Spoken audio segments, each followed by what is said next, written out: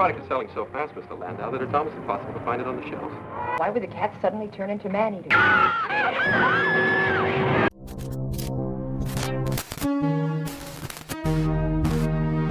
In 1970, a German-British horror film was released with a marketing campaign that included vomit bags distributed to every audience member at the theater entrance. The bags were printed with a warning. This film is not recommended for those with weak stomachs. The film was subsequently banned in several countries. The vomit bags became collector's items. Subscribe before we start. Every film tonight was considered too violent for public consumption. Some of them still are.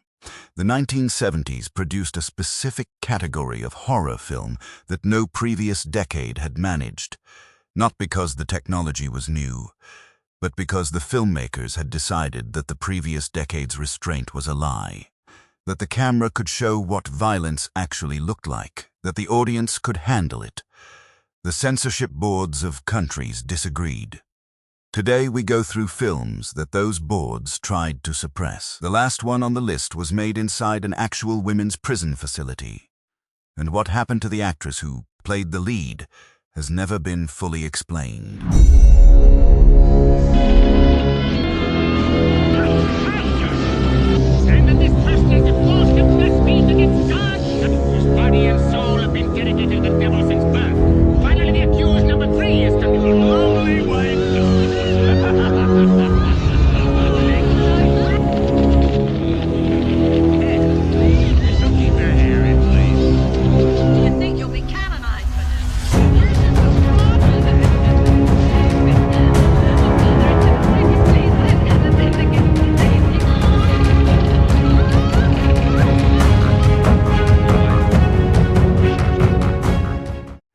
Mark of the Devil 1970, directed by Michael Armstrong, Austria, 1770. A witch hunter named Albrecht von Merten arrives in a village to assist the local inquisitor and discovers that the Inquisition is not a theological enterprise, but a property acquisition scheme conducted through torture. Executed with the specific bureaucratic efficiency of an institution that has confused procedure with purpose. Michael Armstrong shot Mark of the Devil in Austria and Yugoslavia for Adrian Hoven's production company, with a budget that the German exploitation market had assembled, and that the finished film's production values accurately reflect. Not in the direction of poverty, but in the direction of a production that had concentrated its resources on the torture sequences, at the expense of every other element. The film belongs to the specific cycle of European witchcraft horror that had been developing since Michael Reeves's Witchfinder General in 1968. Films that use the historical machinery of religious persecution as a vehicle for explicit content that the contemporary settings of American horror could not have accommodated without the period framing's implicit claim to historical documentation. Herbert Lom plays the Inquisitor Count Cumberland with the authority of an actor whose mainstream career the role's requirements had not deterred. A man whose institutional power the film presents as the source of his specific cruelty rather than as its justification. The tortures sequences, staged with a procedural attention to the mechanics of each instrument that the censorship boards of the United Kingdom, Finland, and several other countries found sufficient grounds for prohibition. The American distributor Hallmark Releasing Corporation developed the Vomit Bag campaign specifically because test screenings had produced audience members who left the theater to vomit in the lobby, an involuntary response that the distributor correctly identified as the most effective marketing tool available. The bags were printed with the Hallmark logo and the film's title. They were distributed at theater entrances before every screening. Several audience members kept them. A complete set of original Mark of the Devil vomit bags sold at Horror Memorabilia Auction in 2019 for $800. The censorship boards that banned the film generated no comparable collector interest. Mark of the Devil has been released through Severin Films in a restoration. Michael Armstrong has discussed the production in interviews with the specific satisfaction of a filmmaker whose marketing campaign outlasted the censorship proceedings against his film. Herbert Lom continued working in mainstream European cinema. The Austrian locations where the film was shot are accessible. The torture instruments depicted are held in historical museum collections across Europe. Mark of the Devil used historical distance to make its torture sequences feel documented rather than staged. The Corpse Grinders used the opposite approach, a contemporary American setting, a minimal budget, and a premise so specifically disgusting that the historical distance was simply not available as a protective framework.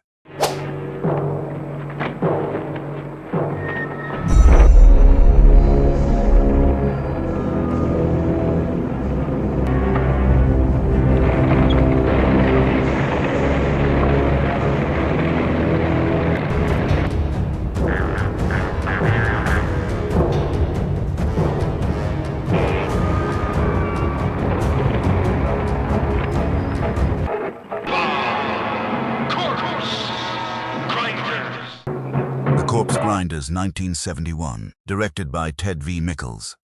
A cat food company called Lotus Cat Food is keeping its production costs low by sourcing its primary ingredient from a cemetery. And the cats that eat the food develop a specific taste for human flesh that the film documents across 80 minutes with the cheerful directness of a filmmaker who had decided that the premise was sufficient and that elaboration was unnecessary. Ted V. Mickles made the Corpse Grinders for Giannini Film Distributors with a production budget that the finished film's every technical element accurately reflects. The grinder itself was a wooden construction painted silver. The human remains were oatmeal dyed red, and the shooting schedule was approximately 1 week. The film entered the American regional distribution network through the drive-in circuit, and subsequently the grindhouse theaters of Times Square and similar venues in major American cities, where local prosecutors in multiple states initiated obscenity or public indecency proceedings based on the content of the promotional materials rather than the film itself. A legal approach that reflected the specific challenge of prosecuting a film whose content was simultaneously extreme in concept and modest in execution.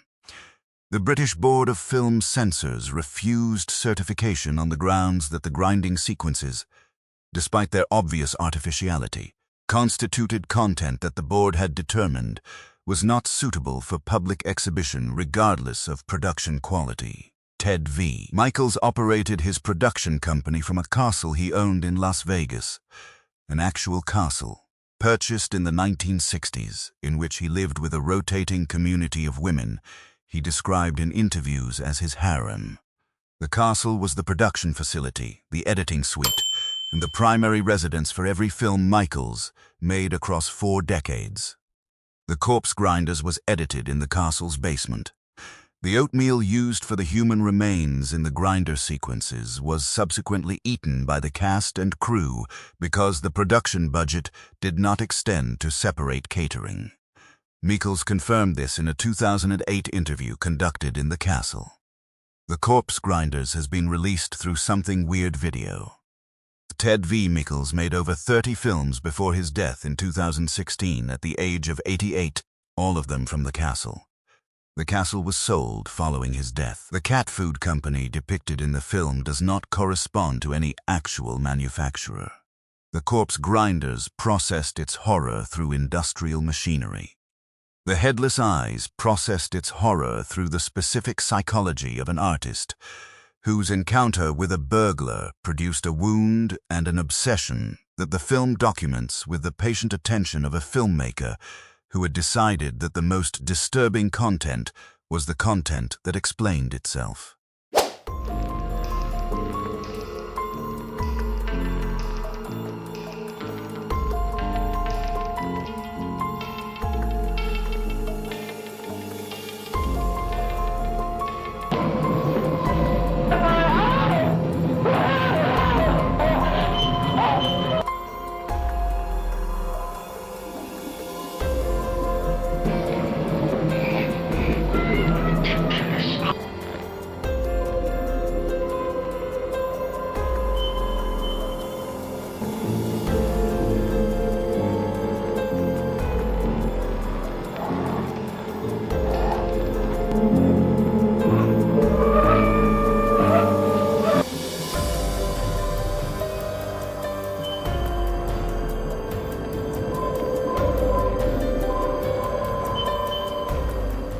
Headless Eyes 1971, directed by Kent Bateman.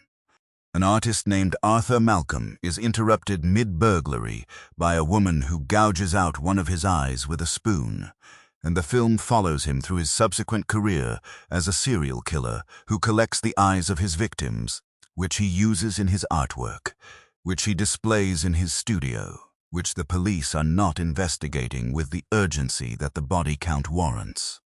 Kent Bateman made The Headless Eyes in New York City for a production budget that has been estimated at various figures between $15,000 and $30,000, a range that reflects the production's informal accounting rather than any genuine uncertainty about the final cost. The film was shot on actual New York streets in actual apartments, with a cast assembled from the city's theater community and a crew that Bateman has described in interviews as consisting primarily of people who owed him favors. The eye-gouging sequences, both the initial attack on Arthur and the subsequent attacks he commits, were achieved through practical effects that the budget had constrained to the point where the constraint became the film's primary horror instrument, the camera's reluctance to show what it was implying, producing a specific tension that a higher budget's more explicit approach would not have generated.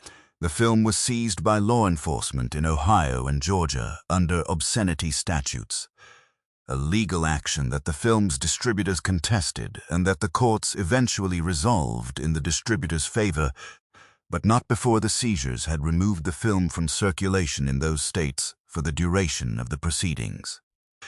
Kent Bateman is the father of actors Jason Bateman and Justine Bateman. Jason Bateman was 2 years old when The Headless Eyes was produced. Justine Bateman was not yet born. Neither has discussed the film in any interview. Kent Bateman directed no further theatrical features after The Headless Eyes, moving into television production, where he worked consistently through the 1980s and 1990s, while his children became significantly more famous than he was for significantly more mainstream work. The Headless Eyes remains the only film he directed. The Headless Eyes has been released through Massacre Video. The New York locations where the film was shot are accessible and largely unchanged. The artwork Arthur Malcolm produces from his victims' eyes has been described by the film's cult, following as the most disturbing element of a film whose practical effects the budget had constrained to near invisibility.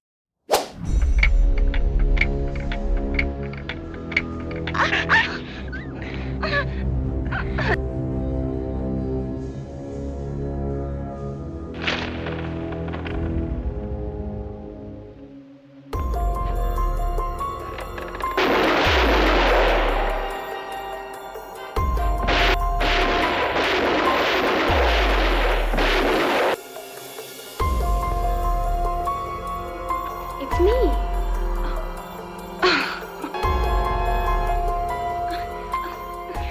What are you doing? The Blood-Spattered Bride, 1972, directed by Vicente Aranda. A newlywed woman named Susan begins experiencing violent dreams on her honeymoon. Dreams involving a woman named Mircalla, whose portrait hangs in her husband's ancestral home, and whose influence over Susan the film documents across its runtime, with the specific patience of a filmmaker who understood that the most disturbing horror was the horror that the victim could not distinguish from desire. Vicente Aranda made The Blood-Spattered Bride for Morgana Films in Spain under the Franco government's censorship framework, a regulatory environment that had developed specific instruments for suppressing political content and considerably less sophisticated instruments for suppressing horror content that embedded its argument about female autonomy and the violence of patriarchal marriage inside a vampire narrative. The film entered the American market through the regional distribution network that was moving Spanish horror content into the grindhouse circuit in the early 1970s, where it was paired in double features with its American distributor's other Spanish horror acquisition, A Bell from Hell, and marketed as exploitation content to audiences. That the film's formal sophistication had not been designed to reach, and that received it with the specific enthusiasm of an audience that had been expecting one thing and received something considerably more accomplished. Maribel Martin plays Susan with the intelligence that the role's dual structure required. A woman whose psychology the film presents as simultaneously the site of Mircala's influence and the site of her own suppressed resistance to the marriage the film's first act had established as the primary source of violence in her life. Alexandra Bastedo plays Mircala with the authority of an actress who understood that the character's power was not supernatural but structural. A woman from a previous century whose relationship to the institution of marriage, the present century, had not yet resolved. The American version of The Blood-Spattered Bride was retitled and re-edited by its distributor to include a sequence not present in the Spanish original, a scene in which a woman is discovered buried on a beach, wrapped in a diving suit, by a man digging with his hands. The sequence was shot by the American distributor's team without Aranda's knowledge or participation and inserted into the American print without his consent. Aranda did not learn of the addition until the American theatrical run had completed. The inserted sequence became the most discussed image from the film in the American market, reproduced on the promotional materials, cited in reviews, remembered by audiences, while the film Aranda had actually made received considerably less attention than the scene someone else had added to it. The Blood-Spattered Bride has been released through Mondo Macabro in a restoration presenting the original Spanish cut.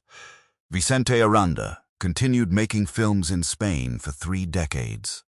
The diving suit sequence exists only in the American cut. The beach where it was shot has not been officially identified. The Blood-Spattered Bride had a sequence added to it without its director's knowledge. Madhouse had its director removed from it without the studio's acknowledgement.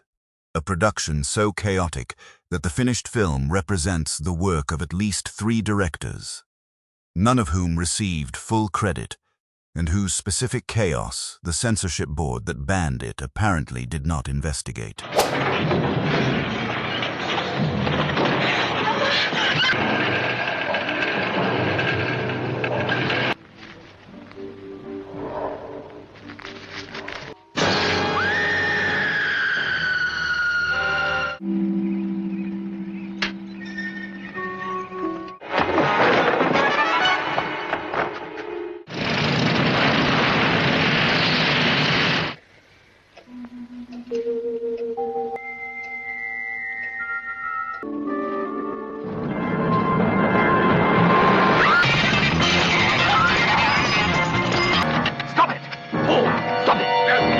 Move. Silently the thing comes towards you. Madhouse 1974, directed by Ovidio Assanitis. A woman named Julia Sullivan discovers that her twin sister Helen, disfigured by a childhood disease that left her institutionalized and violent, has escaped the facility where she has been held and is coming to find her, bringing with her a trained Rottweiler and a specific capacity for violence that the film documents across its runtime with the procedural attention of a production that had assembled its resources around the kill sequences rather than the narrative connecting them. Ovidio Assanitis produced and directed Madhouse for his own production company in collaboration with Roberto Pergament, a co-direction arrangement that the finished film's tonal inconsistencies reflect with the specific unevenness of a production whose creative authority was not clearly established before shooting began. The film was shot in Savannah, Georgia, with American actors and an Italian production crew, a combination that the Italian-American co-production infrastructure of the period had standardized, and that Madhouse deploys with less coordination between its national elements than the most accomplished Italian-American co-productions of the decade had achieved. The British Board of Film Censors refused certification, citing the dog attack sequences specifically, practical effects work that the production had achieved through the use of actual Rottweilers in actual proximity to the actors, a safety arrangement that the film's production records do not document.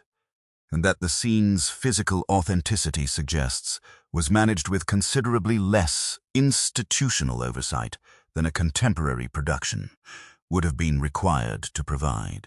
Ovidio Assanitis had made a film the previous year called Beyond the Door, an exorcist imitation that had generated a lawsuit from Warner Brothers claiming plagiarism. The lawsuit was settled out of court. Assanitis used the settlement funds to partially finance Madhouse, the film that a major American studio's legal action had inadvertently helped produce was subsequently banned in the United Kingdom, meaning that Warner Brothers' lawsuit against Assanitis contributed, through the chain of financial causation, to a banned film being made. Warner Brothers has not acknowledged this specific contribution to the video nasties list. Madhouse has been released through Severin Films in a restoration. Ovidio Assanitis continued producing films through the 1980s. The Savannah, Georgia locations are accessible. The Rottweilers used in production were not harmed. The actors' proximity to the Rottweilers during the attack sequences has not been formally addressed by any production safety authority.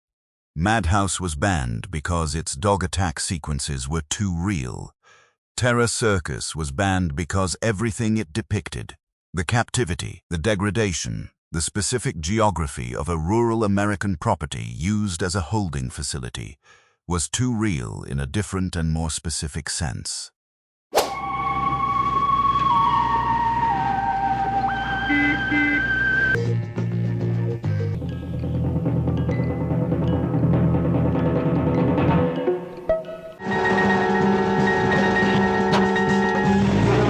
Me and Jess go to the circus. Terror Circus 1974, directed by Alan Rudolph.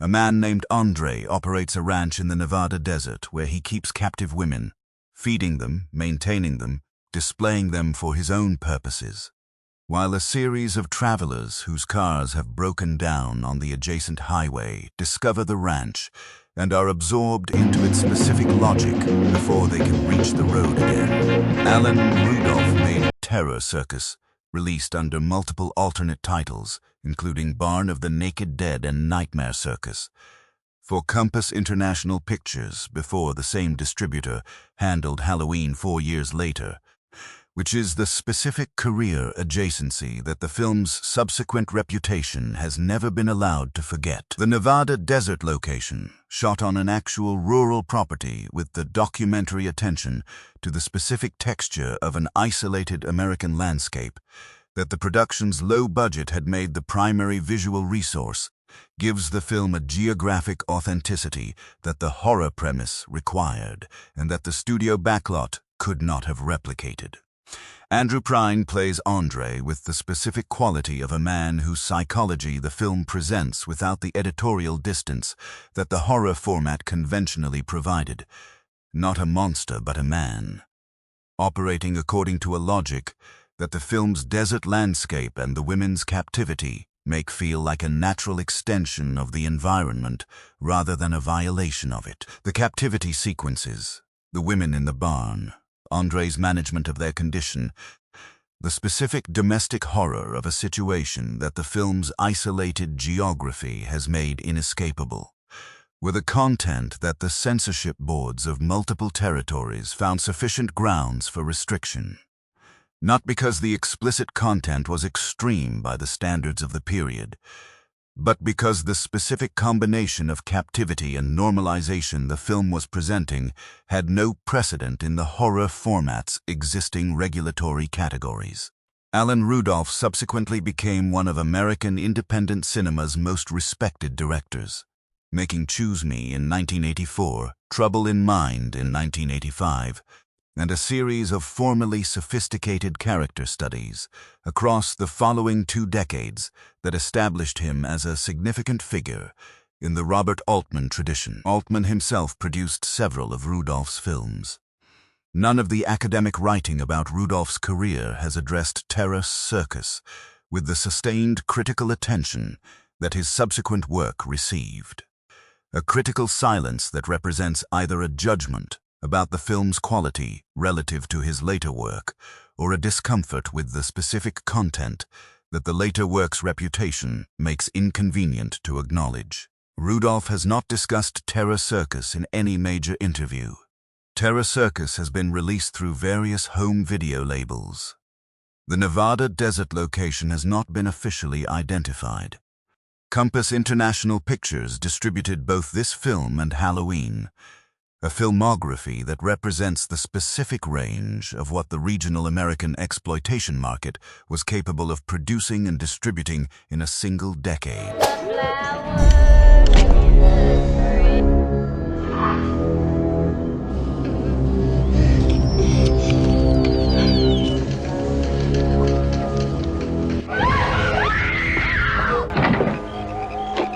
Eaten Alive, 1977. Directed by Tobe Hooper, a man named Judd operates a decaying hotel in rural Louisiana adjacent to a swamp containing a large Nile crocodile, and the guests who check into the hotel discover, at varying speeds and with varying degrees of advance warning, that Judd's relationship to the crocodile is operational rather than incidental. Tobe Hooper made Eaten Alive 3 years after the Texas chain Saw Massacre for Virgo International Pictures, with a budget that the finished film's production values accurately reflect. Shot entirely on a single soundstage in Los Angeles, dressed to approximate the Louisiana swamp with a fog machine, a constructed set, and a mechanical crocodile, supplemented by footage of an actual Nile crocodile that the production had sourced from a wildlife supplier. The film arrived in the American market through the regional distribution network that was moving exploitation horror through drive-ins and grindhouse theaters in 1977, where it was released under multiple alternate titles including Death Trap, Horror Hotel, and Starlight Slaughter. A distribution strategy that reflected the specific challenge of marketing a film whose director's previous work had established commercial expectations that Eaten Alive's production values could not consistently meet. Neville Brand plays Judd with the physical authority of an actor whose career had been built in westerns and war films, and who brought to the role a specific quality of damaged competence. A man whose violence is neither theatrical nor premeditated but reactive. The crocodile and the scythe, both extensions of the same damaged psychology rather than deliberate instruments of a deliberate plan. The British Board of Film Censors placed Eaten Alive on the Video Nasties list, a designation that the film's American distributors had not anticipated, and that the multiple alternate titles under which it was circulating in the British market had complicated the board's ability to track consistently. The Nile crocodile used for the actual crocodile footage in Eaten Alive was not the same animal in every sequence. The production had sourced footage from multiple wildlife suppliers across the shooting schedule, a cost-saving measure that produced a crocodile whose size varies significantly between shots, in a manner that the film's continuity had not been designed to accommodate. The variation is visible in the finished film and has been documented by the film's cult following in frame-by-frame analyses posted online. Tobe Hooper addressed the continuity issue in a 1980 interview by stating that he had been aware of it during production and had decided that the fog machine's effect on image clarity would obscure the discrepancy. The fog machine was insufficient. The discrepancy is visible. Hooper's assessment of the fog machine's capacity was incorrect, which is the most honest statement available about the production's relationship to its own limitations. Eaten Alive has been released through Shout Factory in a restoration. Tobe Hooper made The Funhouse and Poltergeist in the following years. The Louisiana swamp setting was entirely constructed on a Los Angeles soundstage.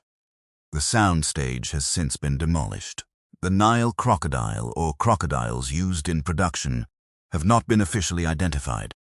Eaten Alive used a constructed swamp and a mechanical crocodile to produce its horror. Human experiments used something that no construction was required for: an actual women's correctional facility, actual inmates as extras, and an actual institutional environment whose specific geography of confinement the horror premise required, and that the production had obtained access to, through means that have never been fully explained.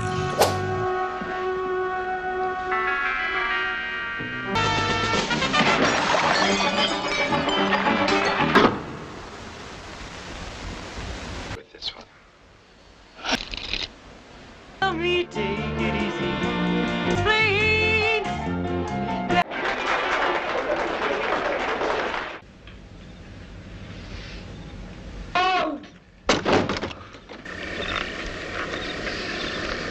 Human Experiments 1979 follows Rachel Foster, a country singer wrongfully convicted of mass murder. She is sent to a women's prison where the facility's psychiatrist, Dr. Klein, conducts unauthorized behavioral modification experiments on inmates. Methods completely unsanctioned by the medical establishment and ignored by the prison administration. Goodell produced the film for Scope 3 International under a unique location agreement, gaining access to an actual women's correctional facility in the American Southwest. The specific terms of this agreement were never publicly documented, and the film's subsequent distribution through regional exploitation networks failed to generate enough mainstream attention to demand an explanation. While the film belongs to the women in prison exploitation subgenre of the early 1970s, Human Experiments approached the premise with an artistic ambition that defied commercial logic. Rather than focusing on cheap, sleazy titillation, the film hones in on a specific horror, accountability-free medical authority operating inside an institution designed to silence its victims. Dr. Klein is played by Jackie Coogan, the former child star famously known as Charlie Chaplin's co-star in the 1921 masterpiece The Kid. Appearing here 58 years later in the final significant role of his career, Coogan delivers a performance of benign, professional authority, which the film Brilliant deploys as its primary instrument of terror. The chilling behavioral modification sequences were achieved through practical effects. Constrained by a low budget but amplified by the authentic prison setting, this harrowing content led the British Board of Film Censors, BBFC, to place the movie on the infamous Video Nasties ban list. The board specifically objected to the disturbing power dynamic between a medical authority and captive subjects. In a tragic twist of biographical irony, Jackie Coogan was Hollywood's first and most famous victim of financial exploitation.